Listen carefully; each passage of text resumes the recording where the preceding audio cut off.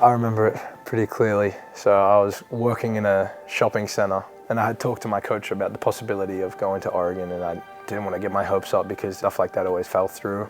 And so I remember I was working, I was selling calendars to people in a shopping mall. I'm just trying to save money. And my coach called me and he's like, "Are you sitting down?"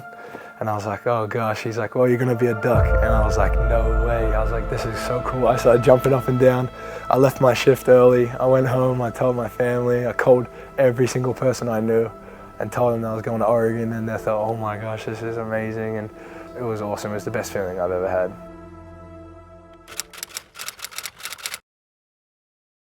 Yeah, well, growing up, it was always Australian football, and like I'd hear about the NFL, but I'd never really pay any attention to it or anything.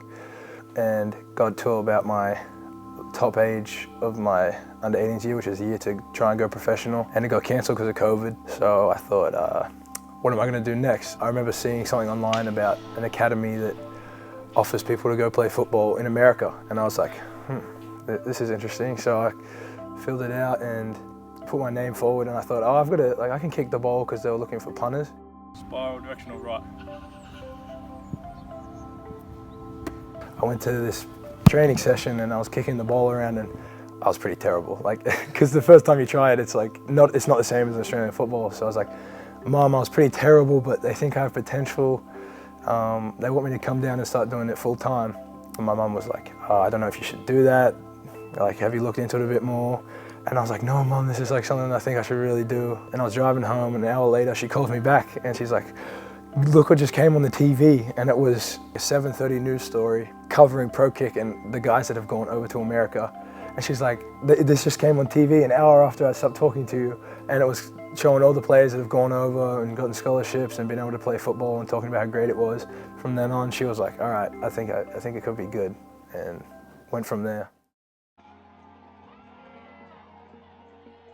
I was hoping to get an offer somewhere. So you're just training, you don't really know where you're going to go.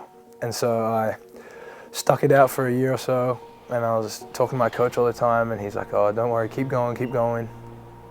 And so one day they came to me at practice and they said, "Oh, we've got a potential offer for you to go to Oregon Ducks." And I was like, "Wait a minute."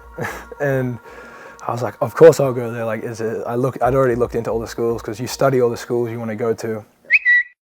I had about 2 months to quit all my jobs, to tell my family I'm going. So it was a decent amount of time going back to my hometown, saying goodbye to everyone, packing my bags, and knowing that I could not be coming back for a couple of years even.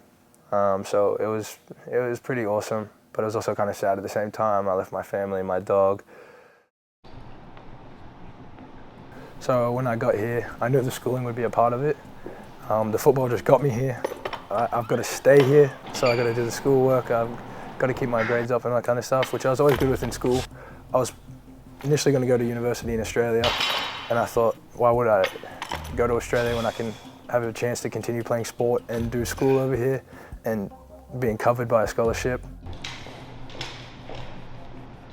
When I first got here, it was sort of conditioning and running and lifting. They're trying to build you up for the season. It goes on to fall camp, which is 14 hours a day almost. You're here the whole day, practice, and now we're in season.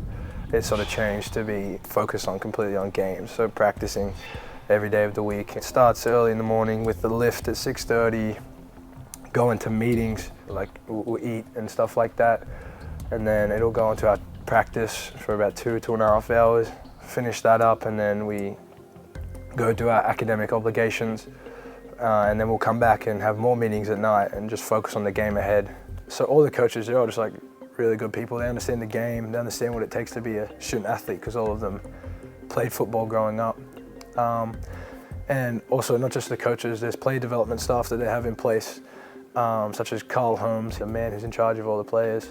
And he was the first person to pick me up from the airport, and he's been pivotal in helping me get accustomed to the life over here. And it's not like I have 100 teammates, it's like I have 100 friends. They're all so great. Yeah, so it is pretty tough. You're at football all day, and then you'll finish up and you have all these assignments due. And I feel like it's a bit different to a normal student, because they might have to sleep in and go to a couple of classes, and that's it. Whereas we're here from 6:30 in the morning, and then we have to go home and then finish our assignments and homework and stuff like that. So it really sometimes can be difficult to balance. They help you out a lot though with the student athlete building on campus with advisors, and they set you up with tutors and stuff like that. So that really helps. But at the end of the day, it's just you gotta be on your A game and push through.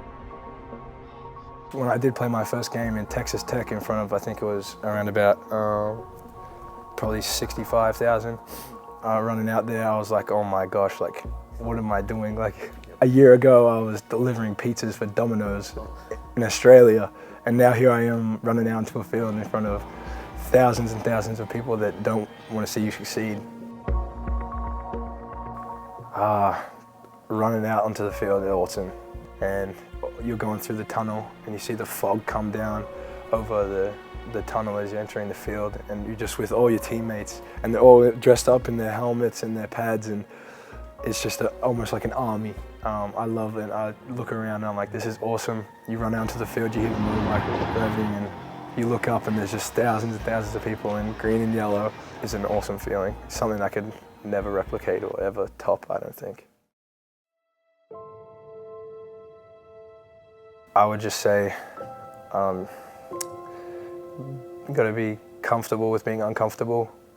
Like, training to become a punter was something that is just, I never ever thought I would do. I didn't even really understand what college football was. Just putting yourself out there and being happy with being uncomfortable is the greatest thing you can do, because you got to build yourself as much as you can, get as many skills as you can.